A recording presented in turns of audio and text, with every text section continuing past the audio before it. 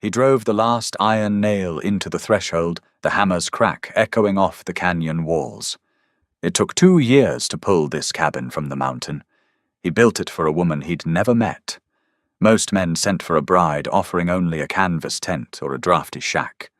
Gideon offered timber that wouldn't yield to winter.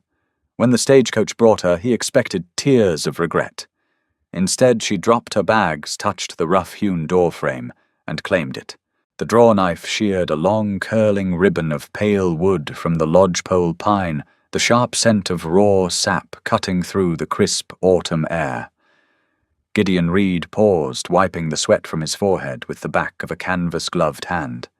His muscles burned. A deep, familiar ache settled into his lower back, the kind of ache that came from swinging an axe and hauling dead weight from dawn until the sun slipped behind the jagged teeth of the Colorado Rockies. He kicked the shaving aside. It joined a massive pile of wood chips and sawdust that carpeted the clearing. Before him stood the skeleton of a cabin. Not a shanty, not a temporary claim shack meant to blow over in a heavy gale. A home. Gideon was 38 years old. He had spent the last 15 of those years wandering the high country, trapping beaver, panning out meager flakes of gold, and sleeping beneath canvas or the open sky. He knew the bite of frost on a wool blanket.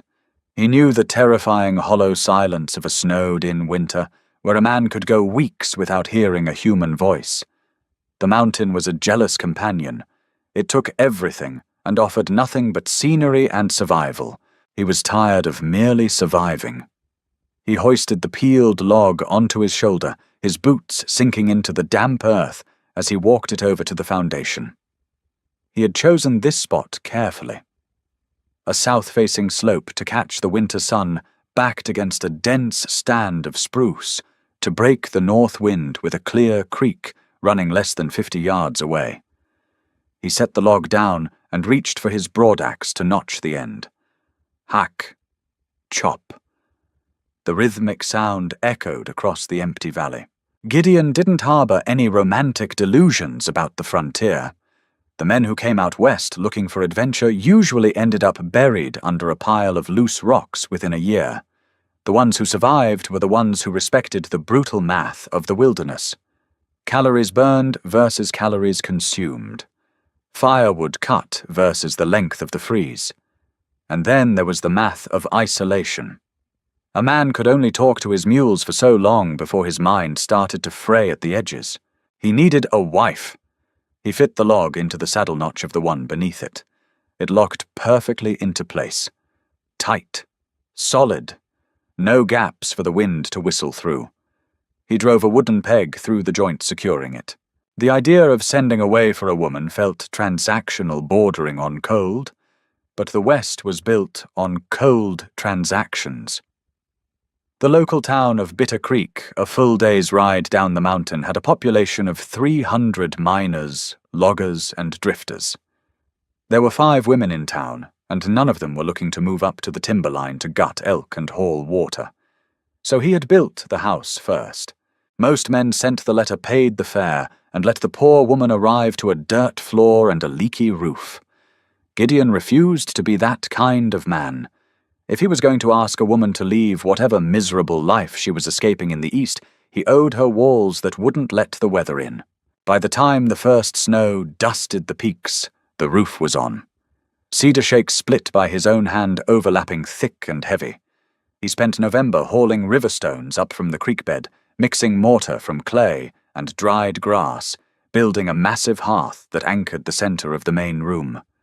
He laid a proper floor of planed boards, sweeping out the sawdust. He built a heavy oak table, 2 sturdy chairs, and a bed frame thick enough to withstand a rock slide. When it was finished, he stood in the center of the room. The air was cold, but still. The wind howled outside, but the walls didn't shudder. That night, he lit a kerosene lantern, dipped a steel pen into a bottle of ink that he had to thaw by the fire, and wrote the letter. He didn't waste ink on poetry. To the matrimonial agency of St. Louis. My name is Gideon Reed. I am 38. I am a mountainman, a trapper, and a builder. I claim no great wealth, but I hold a deed to land in the high country, and I have built a solid house. I do not drink to excess, and I do not strike women or animals. I am looking for a wife. I need a woman who understands hard work. The winters here are long and the quiet is deep.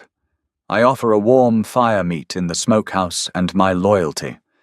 Send someone who is not afraid of the dark.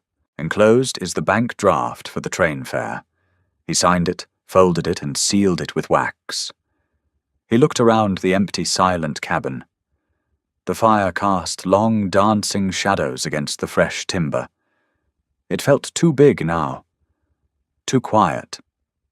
He rode down to Bitter Creek the next morning and handed the letter to the postmaster. Then the waiting began. The stagecoach hit a rut violently, throwing Clara Bennett against the unyielding wooden wall of the carriage.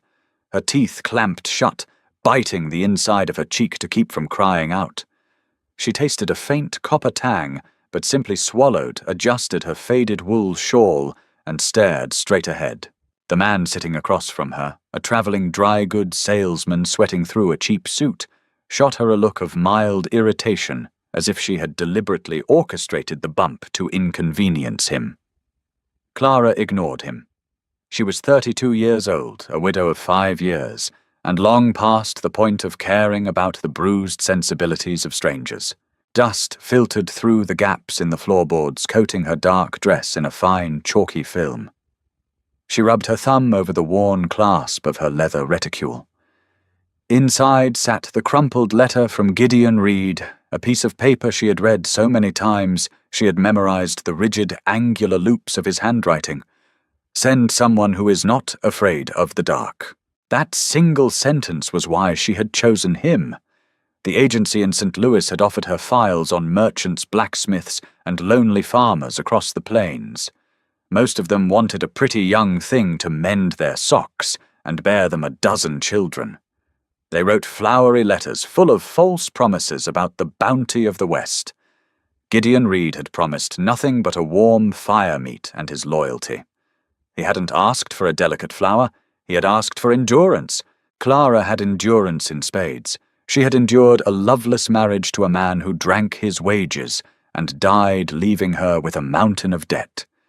She had endured 5 years of scrubbing the floors of wealthy St. Louis matrons, her hands submerged in lye water until the skin cracked and bled, just to keep a roof over her head in a boarding house that smelled of boiled cabbage and despair.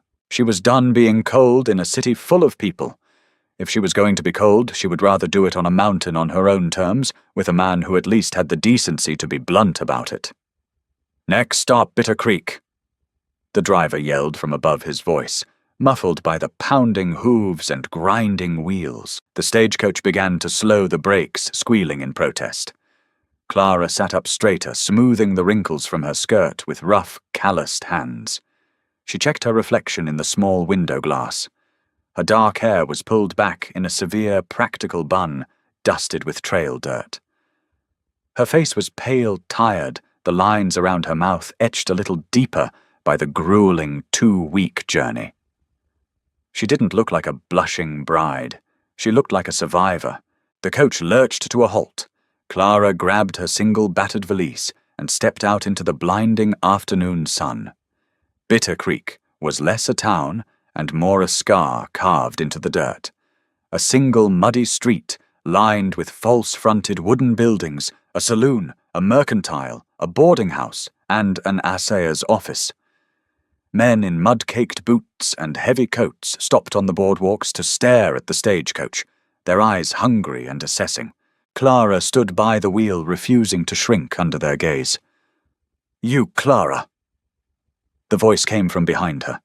It was a deep baritone, like rocks grinding together in a riverbed. She turned. The man standing there was large. Not fat, but dense, built like a wall of cordwood. He wore canvas trousers, a heavy wool coat, and a battered felt hat.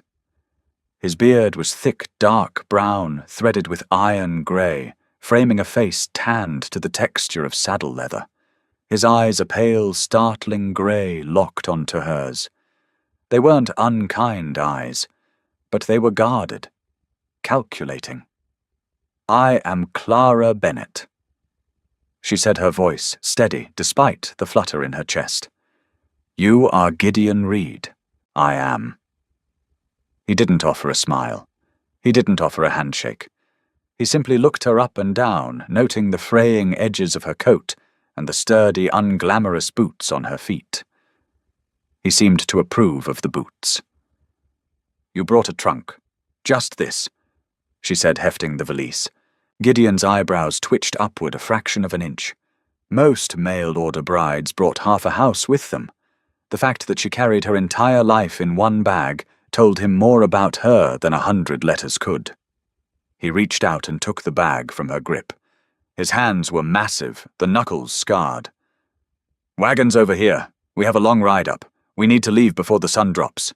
He led her to a flatbed wagon, hitched to a pair of shaggy, strong-looking draft horses. The back of the wagon was loaded with burlap sacks of flour tins of coffee-salt pork and boxes of nails. Supplies for the winter. Gideon tossed her bag in the back and held out a hand to help her up onto the high wooden bench. She hesitated for a second, then placed her small, rough hand in his. His grip was firm, lifting her effortlessly. He climbed up beside her, took the reins, and clicked his tongue. The horses lurched forward, pulling them away from the noisy, staring town. They rode in silence for the first mile. The town faded, quickly replaced by the towering, silent pines. The road was barely a trail, winding steeply upward into the mountains. The air immediately grew colder, biting at Clara's cheeks. "It's a steep grade," Gideon said, not looking at her, keeping his eyes on the horses. "Takes about 3 hours. It'll be dark when we get there." "I don't mind the dark," Clara said. Gideon glanced at her. He reached behind the seat, grabbed a thick woven wool blanket and dropped it across her lap. "Wrap up. The wind cuts through the pass." Clara pulled the blanket tightly around her shoulders. It smelled like wood smoke and horse sweat. To her surprise, it was the best thing she had smelled in years. The sun vanished behind the peaks, instantly plunging the world into a bruised, purple twilight. The temperature plummeted. Clara huddled under the heavy wool blanket, the jolting of the wagon jarring her tired bones. The trees pressed in close on either side of the trail, massive shadows stretching out like reaching fingers. The silence up here was absolute. Back in St. Louis, the night was always filled with the clatter of carriages, the shouting of drunks, the distant whistles of riverboats. Here there was only the creak of the wagon wheels and the rhythmic, labored breathing of the draft horses. Clara realized how incredibly small she was. If this man wanted to murder her and leave her in the woods, no one would ever know. The thought flickered through her mind, cynical and sharp, but she dismissed it just as quickly. A man intending murder wouldn't have offered his only blanket. "Almost there," Gideon rumbled. It was the first thing he had said in an hour. The wagon crested a steep ridge, and the dense wall of pines suddenly broke, revealing a wide, flat clearing. At the far end, backed against a sheer rock face, and a stand of ancient spruce, stood the cabin. Gideon pulled back on the reins. "Whoa!" The horses stopped, steam rising from their flanks in the frigid air. Gideon didn't move to get down. He sat on the bench, staring at the structure he had built, his hands tight on the leather straps. This was the moment of truth. He had seen men bring wives to the high country. He had seen the women step off wagons, look at the isolation, the raw, unpainted wood, the sheer brutality of the wilderness, and burst into tears. He braced himself for it. The weeping, the recriminations, the panicked realization of what she had agreed to. Clara didn't cry. She pushed the blanket off her lap and stared. The moonlight cut through the clearing, illuminating the cabin. It wasn't a shack. It was large, rectangular, built from massive logs stripped of their bark and perfectly notched. The joints were tight, chinked smoothly with pale mortar. A heavy stone chimney rose from the center of the shake roof. Across the front, running the length of the house, was a covered porch. A porch. Clara stared at it. A man who only cared about survival built a square box with a door. A man who built a porch was a man who intended to sit on it. A man who intended to stay. "You built this," she said softly. It wasn't a question. "I did," Gideon said, his voice tight. "Felled the timber, hauled the stone. It ain't painted, ain't got glass in the windows yet, just oiled paper and heavy shutters. But the roof don't leak, and the wind don't get in." He waited for her to point out the lack of neighbors, the distance to the nearest doctor, the sheer overwhelming darkness of the trees. Clara stood up on the footboard. She didn't wait for him to help her down. She grabbed the side of the wagon and swung herself to the hard-packed earth. Her boots crunched on the frost. She walked toward the cabin, her eyes scanning the solid walls, the stacked cords of firewood, neatly arranged under the eaves, the rain barrel positioned perfectly by the corner. Everything had a place. Everything was intentional. She stepped up onto the porch. The floorboards didn't groan beneath her weight. She reached out and ran a hand over the heavy, rough-hewn oak of the front door frame. It was solid, unmovable. After years of living in rented rooms, of walking on floors that belonged to other people, the sheer permanence of the wood sent a strange ache through her chest. Gideon walked up behind her, carrying her valise in one hand and a lantern in the other. He reached past her and pushed the heavy door open. It swung smoothly on forged iron hinges. He struck a match, lit the lantern, and stepped inside, holding the light high so she could see. Clara crossed the threshold. The air inside was freezing, holding the deep chill of an unlit house, but it smelled incredibly clean. Pine sap, dried clay, and the faint, dusty scent of raw iron. The lantern light flickered over the interior. The floor was smooth wood, freshly swept. In the center of the room sat a massive fieldstone hearth, the stones fitted together with careful precision. To the right was a heavy table and chairs. To the left, a cast-iron cook-stove gleaming black in the dim light. In the far corner, a bed frame piled high with folded quilts. There were no curtains. There were no rugs. There was nothing soft in the room except the quilts. It was austere, practical, and relentlessly masculine. And it was the most beautiful thing Clara had ever seen. She walked slowly to the center of the room, stopping in front of the cold hearth. She reached out and pressed her palm flat against the cold stone of the mantelpiece. It didn't shift. It didn't wobble. It was anchored to the earth. Gideon watched her from the doorway, his chest tight. He watched her run her hands over the stone, watched her look at the heavy table, watched her take in the empty freezing room. Clara turned around to face him. She unpinned her hat, pulling it from her head, letting the trail dust fall to the clean floor. "It's a good house, Mr. Reed." Clara said, her voice dropping the formal, guarded tone she had used in town. It sounded softer now, relieved. Gideon let out a slow, quiet breath, feeling a knot in his chest, loosen a knot he hadn't fully realized was there. He set her valise down by the bed and walked over to the hearth. "It's freezing," he said gruffly, hiding his relief behind action. "Let's get a fire going." He knelt by the hearth, pulling kindling and dry logs from a basket. Clara didn't stand by and watch. She immediately walked over to the cast-iron stove, located the water bucket sitting beside it, and found the tin coffee pot hanging from a hook. "Where do you keep the coffee grinds?" she asked, rolling up the sleeves of her faded dress. Gideon struck a match and held it to the kindling.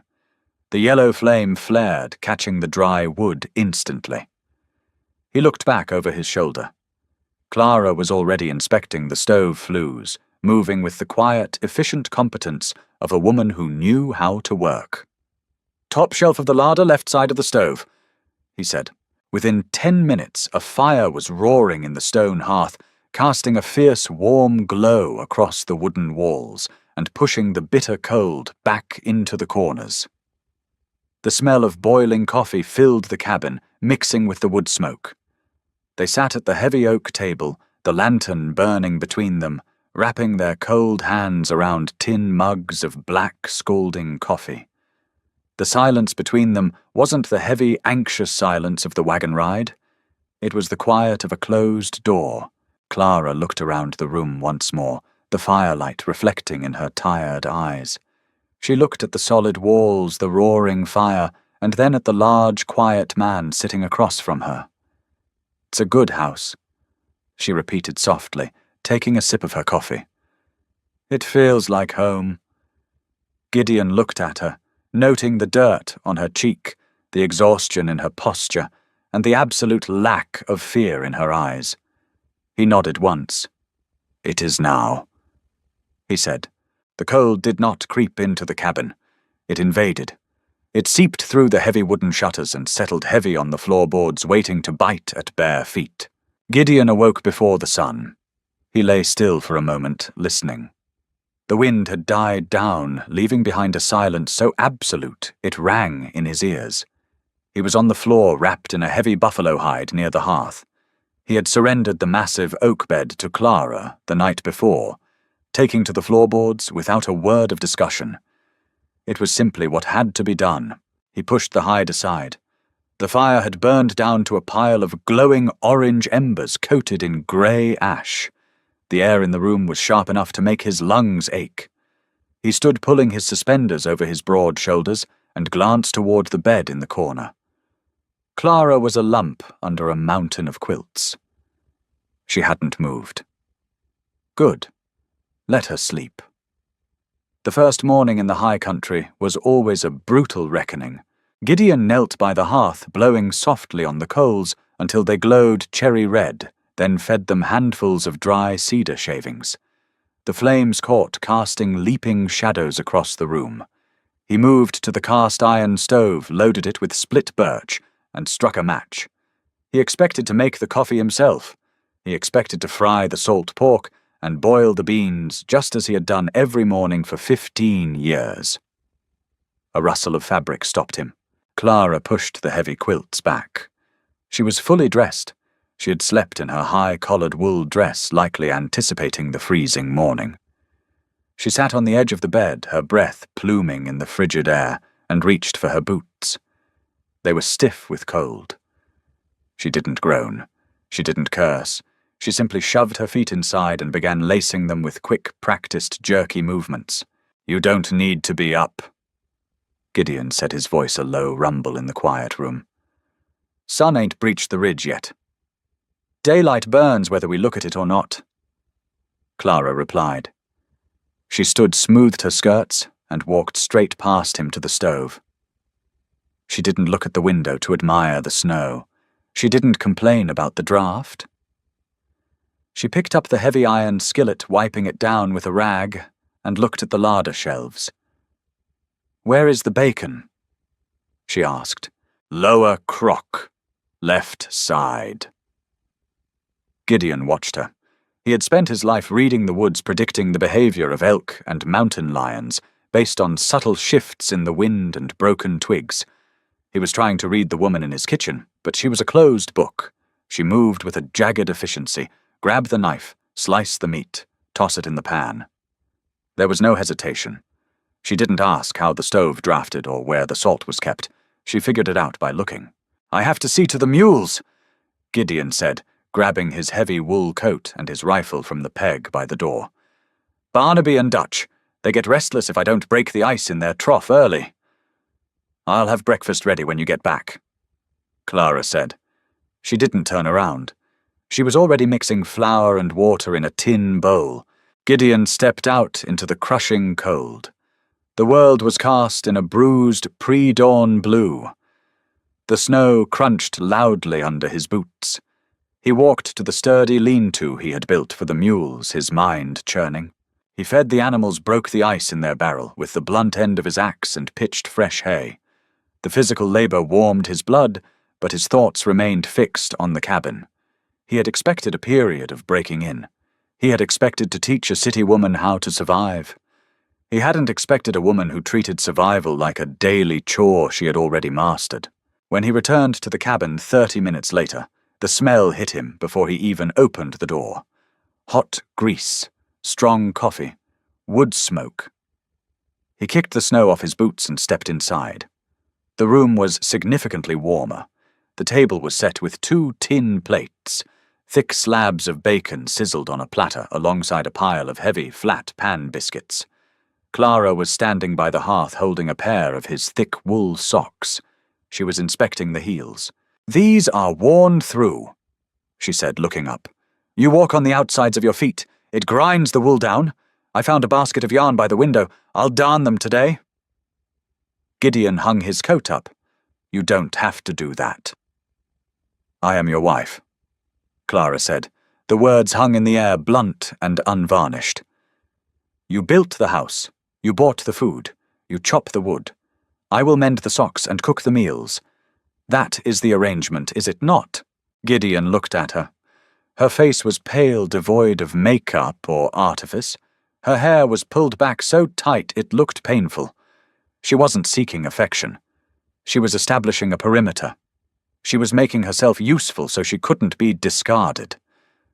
He recognized the look in her eyes. It was the look of a trapped animal realizing the cage door was open, but still expecting the trap to snap shut. "Sit down, Clara," he said softly. He walked to the table and pulled out a chair. He waited until she sat, then took the seat across from her.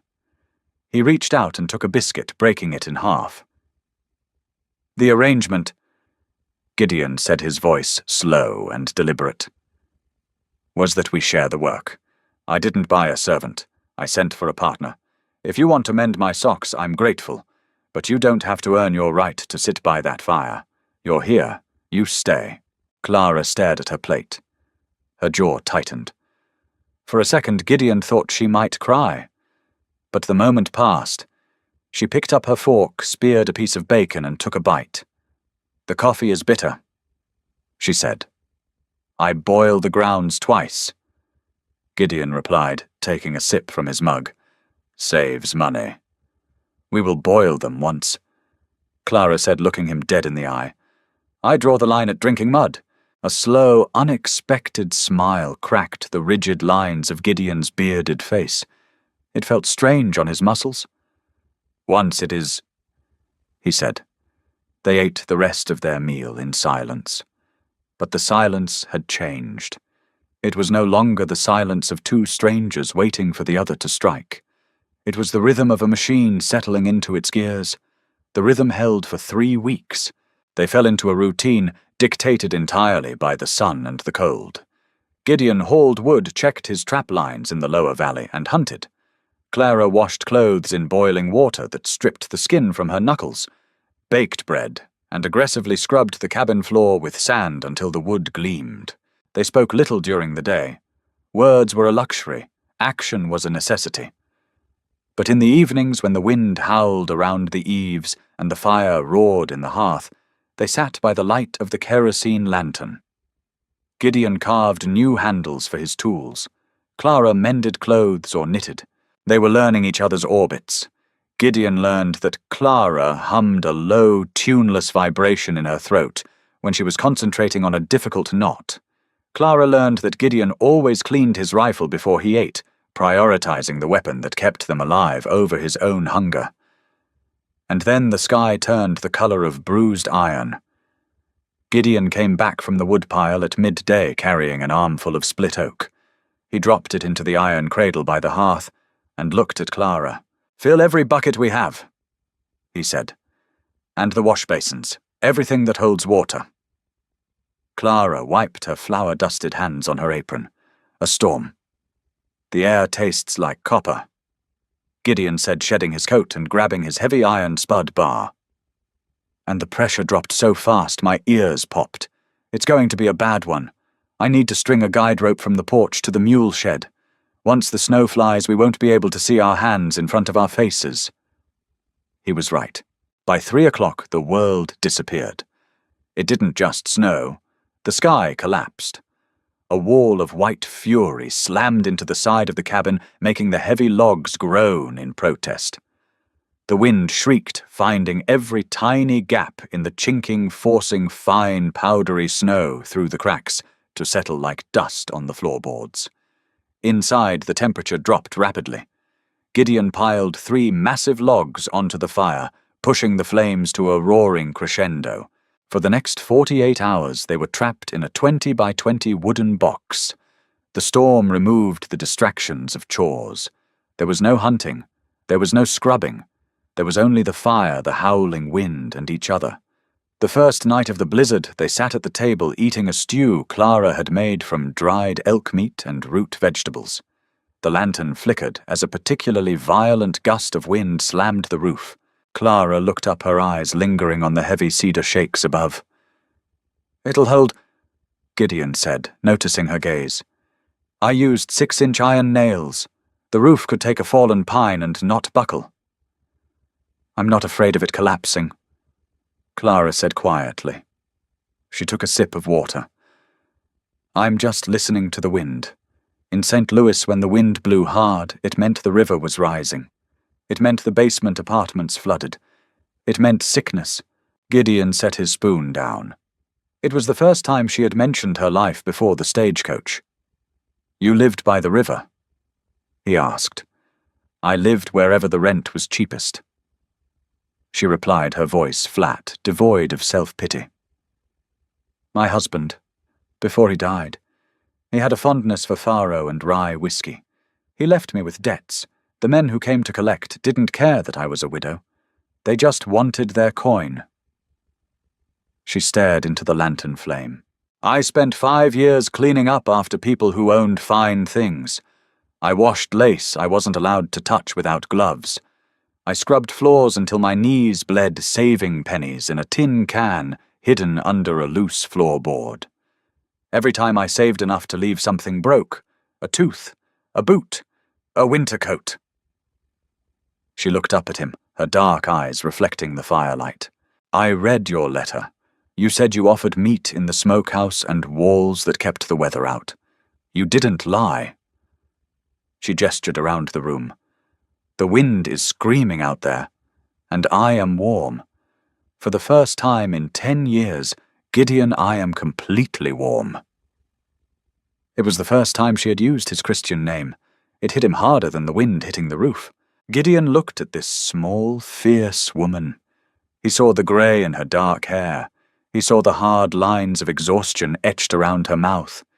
He saw a survivor who had fought tooth and nail for a patch of dry ground.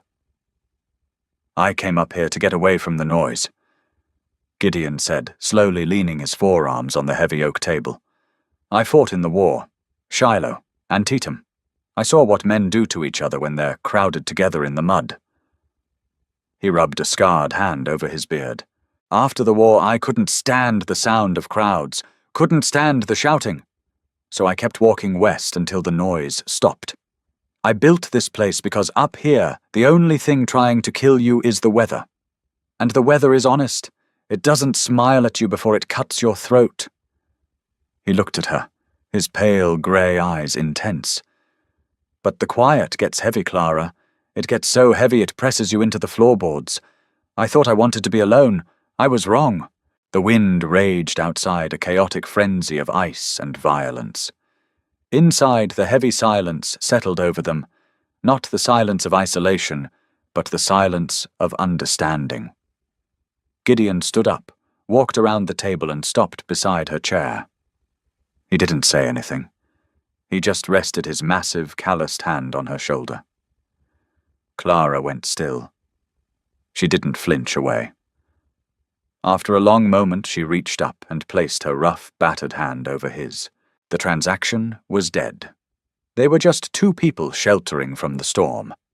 The storm broke on the 3rd morning, leaving behind a world buried under 3 feet of pristine, blinding white powder.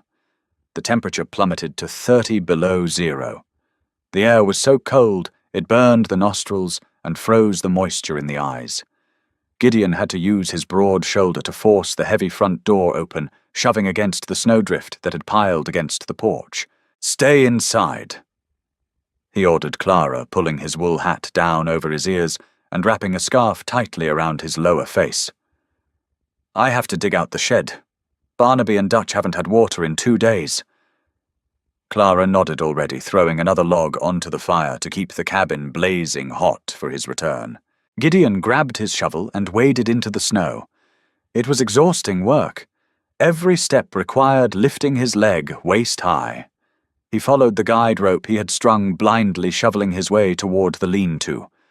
When he finally reached the shed, he found the mules restless and stamping. The snow had drifted heavily against the back wall, but the roof had held. He pitched them a double ration of hay, then set to work on the frozen water trough. The ice was thick, frozen solid, nearly to the bottom. Gideon grabbed his heavy iron spud bar, a 6-foot length of solid iron with a chisel tip, and brought it down hard. Crack! The ice chipped but didn't break. He raised it higher, putting the muscles of his back and shoulders into the swing. He didn't see the patch of black ice beneath the snow where he stood. As he brought the heavy iron bar down his left boot, slipped. The momentum of the swing carried him forward. The 60-pound iron bar glanced off the edge of the frozen trough and slammed sideways into Gideon's right shin with the sickening sound of snapping bone and tearing flesh. Gideon didn't scream. The air rushed out of his lungs in a violent hiss. He collapsed backward into the snow, dropping the bar. Pain, white-hot and blinding, rocketed up his leg. He grabbed his shin, his thick canvas trousers already warm and wet.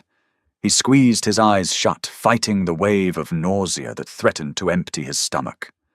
Damn it! He gasped, his breath pluming in the freezing air. He tried to stand.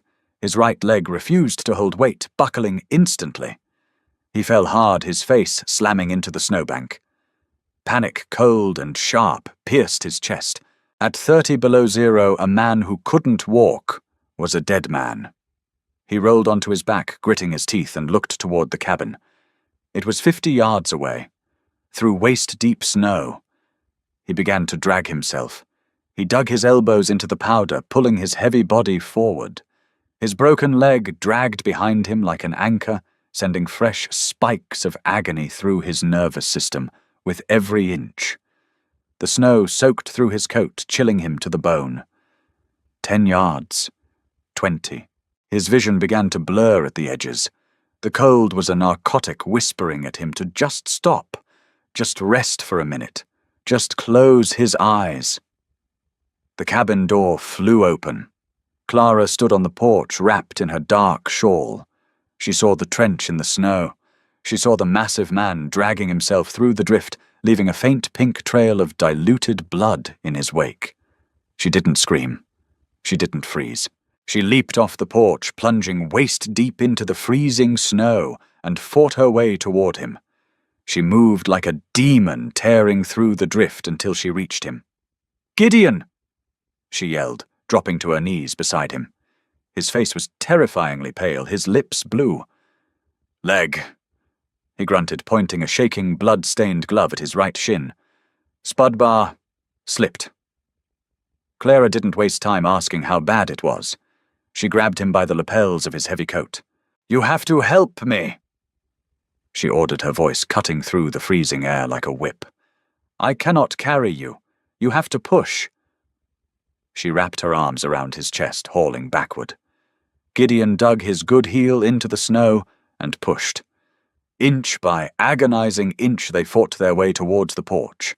Clara's breath tore through her throat in ragged gasps. Her hands devoid of gloves turned red, and then a frightening waxy white as she hauled his dead weight up the wooden steps. She dragged him over the threshold and kicked the door shut behind them, sealing out the brutal cold. Gideon lay on the floorboards, shivering violently, his teeth chattering. Clara didn't give herself a second to rest. She ran to the stove, grabbing the sharp paring knife she used for vegetables.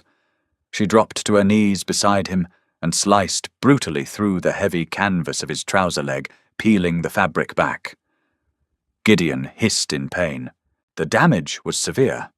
A jagged, ugly gash ran down his shin. The bone hadn't broken the skin, but it was clearly fractured, the leg swelling rapidly purple and angry. Blood welled continuously from the deep laceration pooling on the clean floorboards. "It's bleeding too fast," Clara said, her voice tight but remarkably steady. She stood up, ran to the bed, and ripped one of the clean linen pillowcases to shreds. She rushed back, grabbed a bottle of raw whiskey from the larder shelf, and knelt beside him. "This is going to burn," she warned. "Do it," he ground out. She unstoppered the bottle and poured the alcohol directly into the open wound. Gideon's back arched off the floor. A low, guttural roar ripped from his throat, the sound echoing off the heavy log walls. He grabbed the leg of the oak table, his knuckles turning white, his muscles straining. Clara didn't flinch at his roar. She packed the wound tight with the torn linen pressing down with the entire weight of her upper body to staunch the blood flow. "I need to stitch it," she said, looking at his pale, sweating face. "If I don't close the flesh, you'll bleed out before the bone sets." "My sewing kit." Gideon panted, his chest heaving. "Top drawer of the chest." Clara ran to the chest, retrieving the thick bone needle and heavy waxed thread Gideon used for mending leather harnesses. She sterilized the needle in the fire, poured a splash of whiskey over her own freezing hands, and returned to him.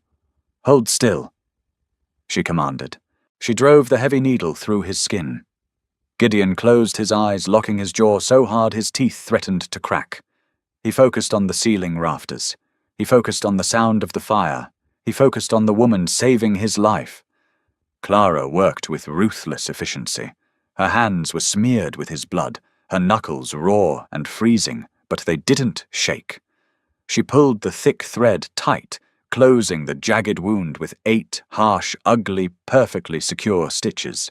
When she finished, she bound the leg tightly with strips of clean cloth. Only then did she sit back on her heels, wiping a strand of sweat-soaked hair from her forehead with a bloody wrist. She looked at him. He looked at her. The air in the cabin was thick with the metallic smell of blood and the sharp tang of whiskey. "You need splints," Clara said, her voice finally trembling. "And I need to get you into the bed." Gideon let out a long, shuddering breath. The pain was a living entity gnawing at his leg, but the bleeding had stopped. He looked at the blood on her hands, at her ruined dress, at the fierce, unyielding set of her jaw. He had asked the agency to send someone who wasn't afraid of the dark.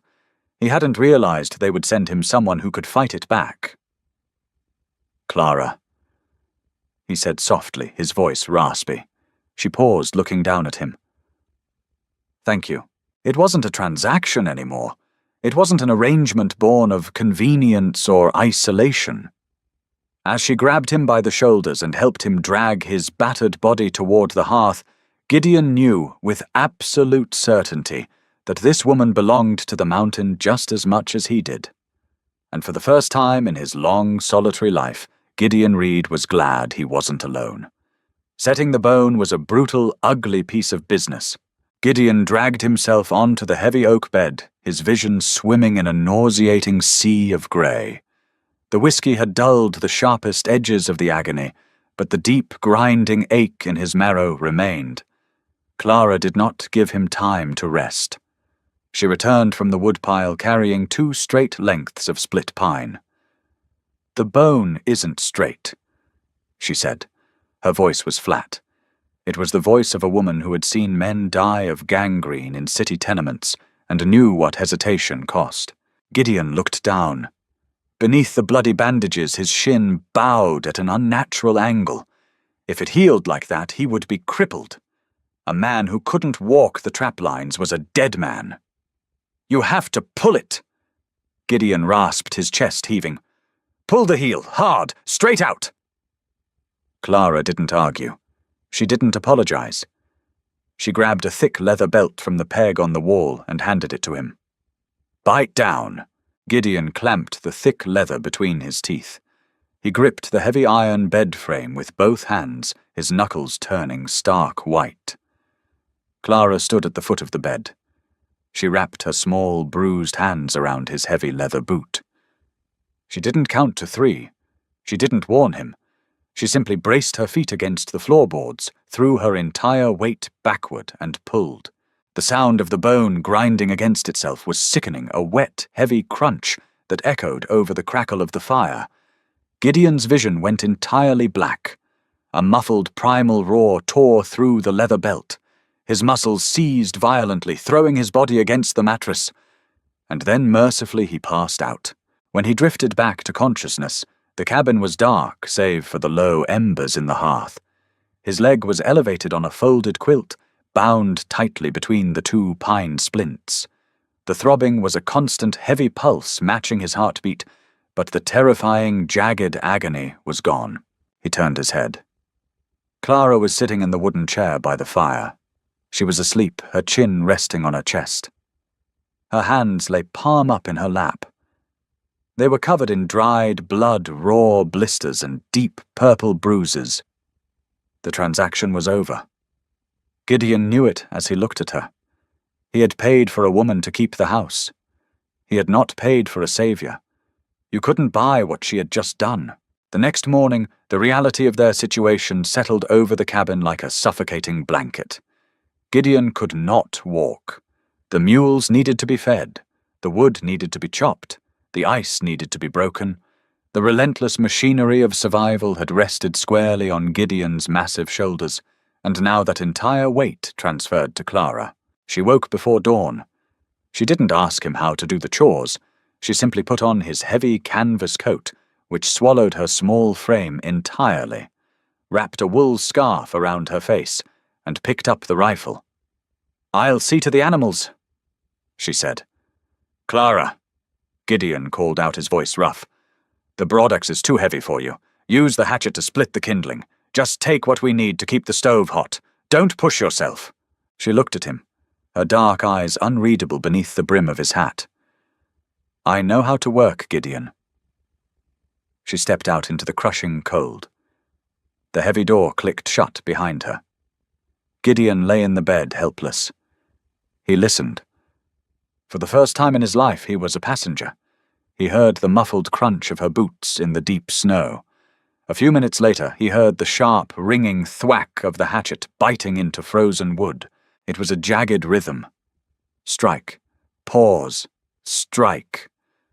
It wasn't the smooth, powerful cadence he produced.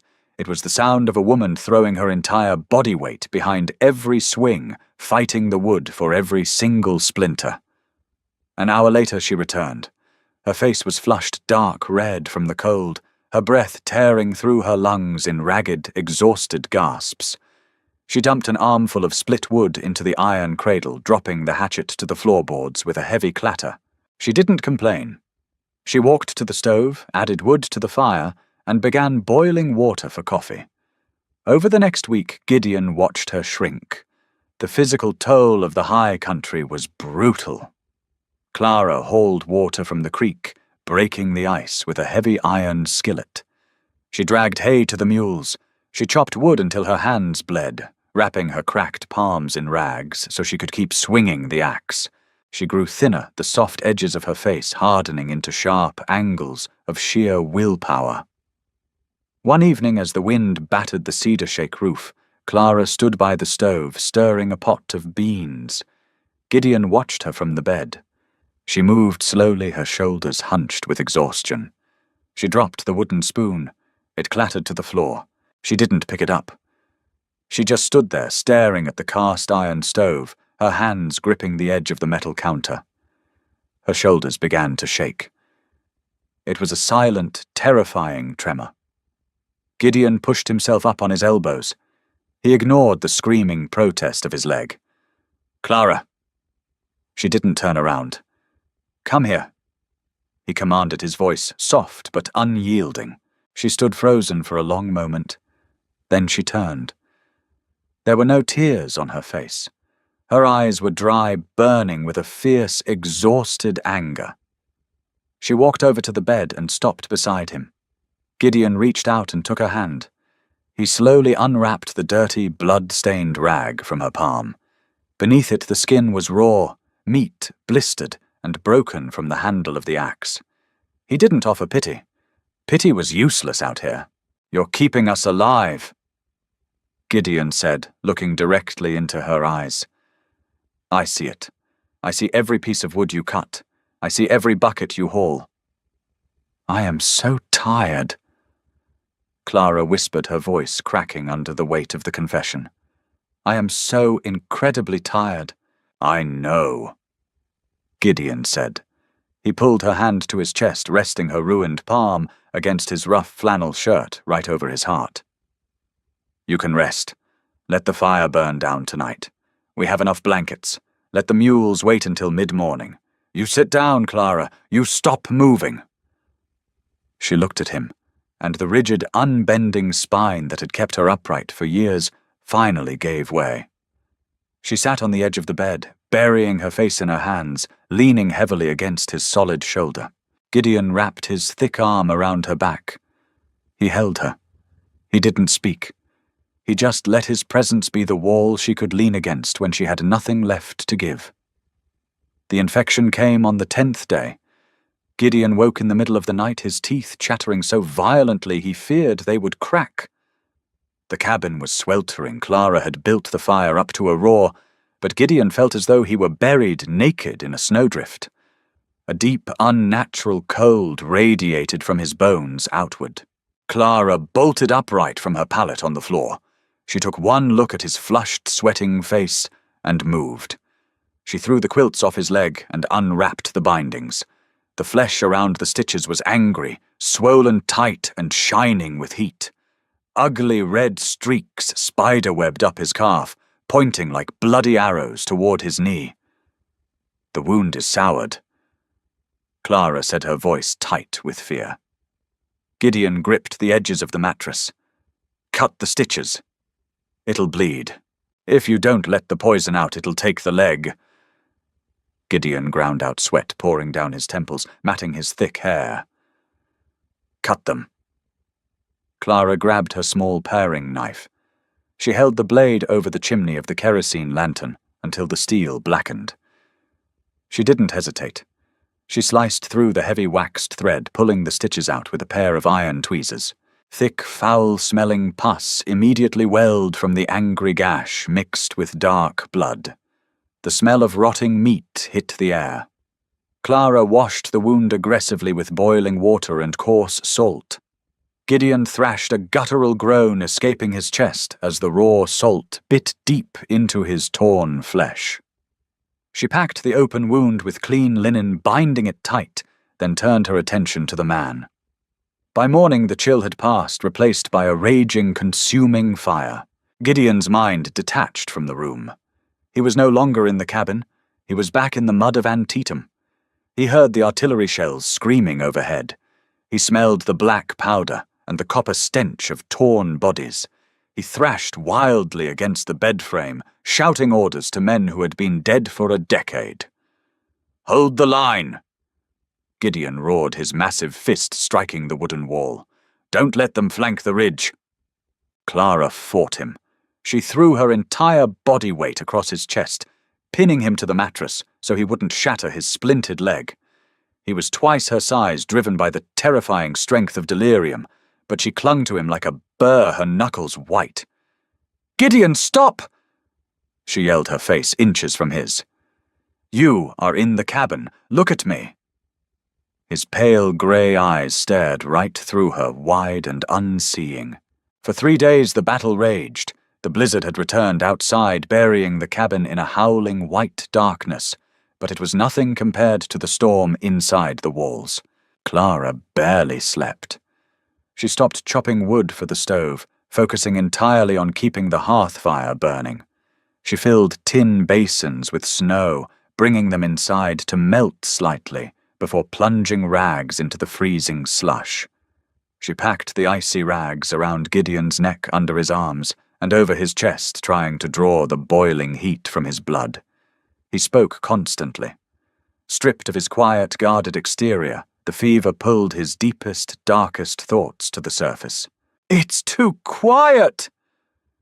He mumbled, his head tossing back and forth on the sweat-soaked pillow. "Can't hear them breathing. They're all gone. Just the snow left." Clara sat beside him, bathing his forehead with a freezing rag. "I'm here," she said firmly. "I am breathing. Listen to me." "Don't go!" Gideon whispered, suddenly gripping her wrist with terrifying strength. His eyes locked onto hers, briefly lucid, swimming with a terror she had never seen in him. "Don't walk out into the snow. It takes everything." I am not going anywhere, Clara said. She pressed her other hand over his hot knuckles.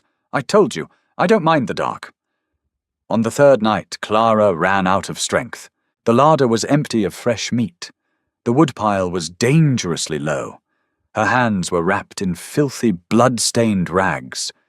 She sat on the floor beside the bed, staring blankly at the flickering fire. The relentless howl of the wind outside sounded like a physical threat. Gideon was still. His breathing was shallow and fast. The fever had burned through his fat and muscle, leaving his face hollow and gaunt beneath his thick beard. Clara rested her head against the edge of the mattress. You do not get to die, she whispered into the quiet room. Her voice was utterly devoid of the stoicism she usually carried. It was raw, cracked, and desperate. You do not get to bring me out here, build me a house, and leave me in it alone. I scrubbed floors for 5 years. I starved. I froze. I didn't survive all of that just to bury you in the snow. She stood up, grabbed the heavy iron bucket, and opened the front door. The wind screamed, blasting a layer of snow across the floorboards. Clara marched out into the freezing night. She dug through the snowdrift with her bare, raw hands until she found the frozen roots of the willow trees growing by the creek bank.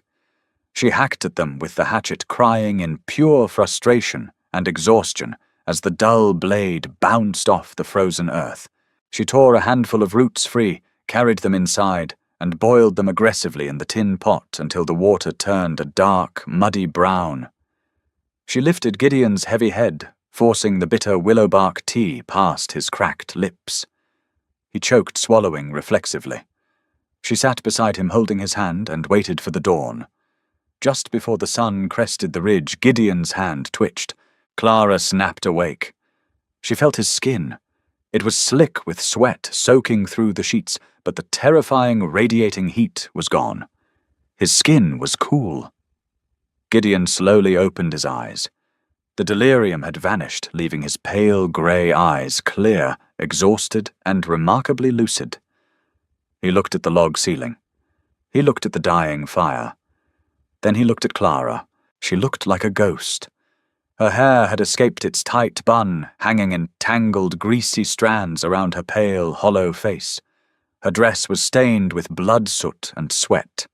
She looked older, harder, and entirely broken. Gideon swallowed hard, his throat dry as sandpaper. You stayed, he whispered. Clara let out a breath that was half laugh, half sob. She slumped forward, resting her forehead against his massive chest. Where else would I go? She said, her voice muffled against his shirt. It's my house. The icicles on the eaves finally broke. They shattered against the porch boards with the sharp sound of snapping glass. The deep freeze was losing its grip. 6 weeks had passed since the fever broke. The snow in the clearing was receding, exposing the muddy, crushed yellow grass of the alpine spring. The creek, frozen solid for months, was running again. The steady rushing sound filled the valley, chasing away the deadly silence of winter. Inside the cabin, the suffocating weight of sheer survival had lifted. Gideon stood by the hearth. He wasn't a whole man yet, but he was upright. He leaned heavily on a thick crutch carved from a hickory branch. His right leg was weak, the muscle atrophied beneath his canvas trousers, but the bone had knit cleanly. He could stand. He watched Clara. She stood at the heavy oak table, aggressively kneading a mound of bread dough. She punched the dough, folded it, and drove the heels of her hands into it with a steady, rhythmic violence. The winter had fundamentally changed her. She had arrived as a woman accustomed to making herself small, navigating the narrow, cruel margins of city tenements. The mountain had stripped that away. She wore his old flannel shirts now tucked into her faded skirts. Her shoulders were broader. The calluses on her hands were thick as saddle leather. She moved with the undeniable authority of a woman who owned the ground she stood on. She looked up, catching him watching her. She didn't blush or look away. She simply wiped a streak of flour from her cheek with the back of her wrist. The larder is bare, Clara said, turning the dough over. We are down to flour salt and half a sack of dried beans. I can walk to the lower ridge tomorrow, Gideon said, shifting his grip on the crutch. The elk will be moving up from the valley to graze the new shoots. I can drop one. Clara stopped kneading. She looked at his leg, then met his gaze dead on. If you drop a 600-pound elk in the valley, how do you intend to carry the meat back up the ridge with a piece of hickory under your arm? Gideon scowled, his pride bristling. I'll quarter it. Drag it on a travois. I'm not an invalid. No, you are a stubborn fool, Clara said flatly. She slapped the dough into a cast-iron pan and covered it with a damp cloth. She walked around the table and stopped directly in front of him. I will take the rifle. I will go to the lower ridge. You will sit on that porch and wait for me to bring the meat. Gideon stared down at her. He felt a flash of irritation quickly swallowed by a profound, overwhelming wave of respect. He had spent his life relying entirely on himself. Giving up that control went against every instinct in his bones. But he looked at the woman standing before him. He remembered the blinding pain, the fever, the smell of rotting flesh, and the absolute, unyielding grip of her hands holding him back from the grave. He didn't need to be the only wall holding the roof up anymore. You aim high, Gideon said softly. Elk have thick chests. Put the sight right behind the front shoulder midway up. Don't jerk the trigger. Squeeze it. Clara's lips twitched in a faint, rare smile. I know how to shoot, Gideon. I spent the last month watching you clean that rifle. She reached out, intending to adjust the collar of his flannel shirt. It was a purely domestic gesture. But as her rough, scarred fingers brushed against the thick beard on his jaw, Gideon moved. He dropped the crutch. It hit the floorboards with a heavy clatter. He put his full weight on his bad leg, ignoring the sharp twinge of pain, and wrapped his massive arms around her waist. He pulled her flush against his chest. Clara gasped, her hands flattening against his shoulders. She looked up at him, her dark eyes wide in the sudden quiet of the cabin. The arrangement is void, Gideon rumbled. Void! Clara repeated breathlessly. I wrote a letter asking for a woman to share the work, Gideon said, his pale, grey eyes fixed intensely on hers. I offered meat and a fire, a transaction. He brought his large, rough hand up, tangling his fingers in the hair at the nape of her neck. I don't want an arrangement anymore, Clara. I want my wife. For the first time since she stepped off the stagecoach in Bitter Creek, her severe, hardened mask shattered. Her eyes filled with tears, not of exhaustion, but of an overwhelming, crushing relief. She didn't need to fight for her place anymore. She grabbed the lapels of his shirt, pulled him down, and kissed him. It wasn't gentle. It wasn't polite. It was a fierce clash of teeth and breath. It tasted like coffee flour and raw survival. It was the kiss of two hardened people who had fought death in the freezing dark and won the right to stand in the light. Hours later, the sun broke through the clouds, casting a warm, golden light across the clearing. Gideon sat in a heavy wooden chair on the front porch, his legs stretched out before him.